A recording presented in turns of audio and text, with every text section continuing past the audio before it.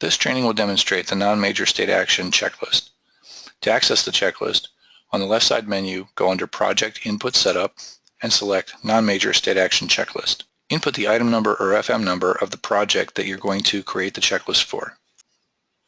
Once you've loaded the form, you can see that some information is brought in from the work program data.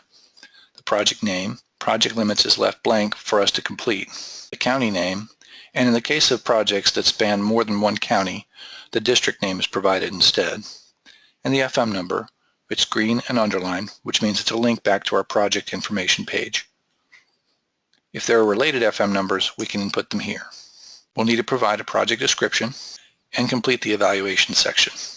In the evaluation section, we'll need to answer 12 questions. For each question, we'll need to respond yes or no and provide documentation for our answer. Documentation can be pasted into the text area below the question. The first question is, this a transportation project qualifying for ETDM EST screening?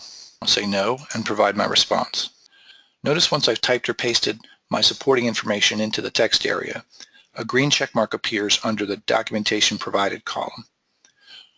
By the time we complete this form, we'll need a yes or no answer for each question and a green check mark showing we've provided documentation on all 12 questions.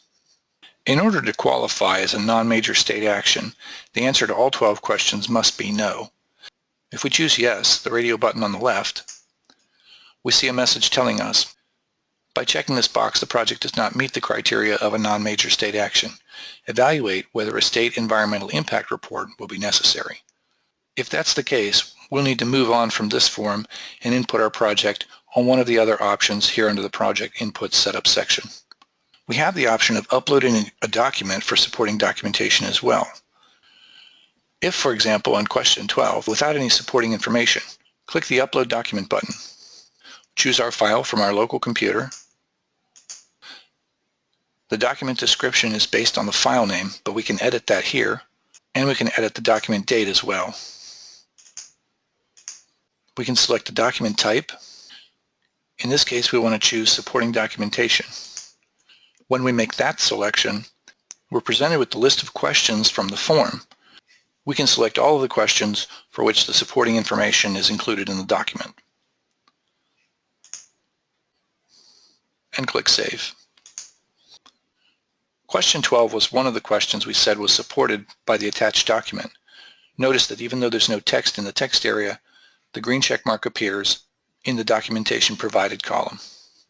The notes tell us if all answers are no, the project is a non-major state action, and we can sign below. If any item is marked yes, evaluate whether a state environmental impact report, SEER, will be necessary. Our choices are Save Draft, Send for Approval, and Reassign. Because my role is Project Manager, I have the option to reassign this project.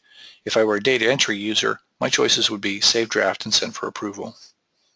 I can save the project as draft even if it's incomplete or if I've responded yes to some of the questions.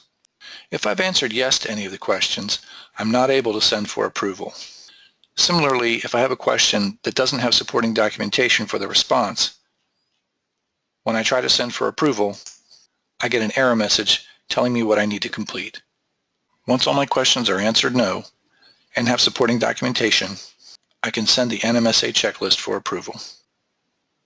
After submittal, the checklist reloads. I can scroll to the bottom to confirm that it has been submitted, and I'm able to withdraw the submittal of the form if I choose to do that.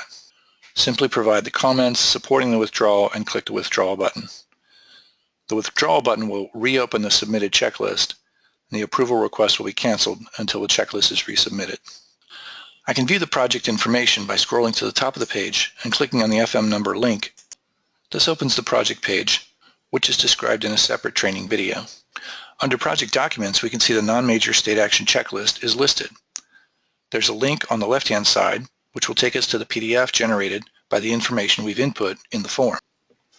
All of the information that we provided is reflected here, from the project description to the answers and supporting information for the 12 questions we responded to on the NMSA checklist, are warnings about the requirements for a project to maintain NMSA status, and a signature block, which is currently unsigned but will be signed by the District Environmental Manager. The attached supporting documentation is listed here with a link that will open the file for us. We also have the option of clicking on the Edit button, which will take us back to the checklist form. Because it's in a submitted status, we cannot make changes to it unless we first withdraw the submittal. If you have questions about the non-major state action checklist or any questions about the SWEP tool, don't hesitate to contact the Office of Environmental Management Help Desk.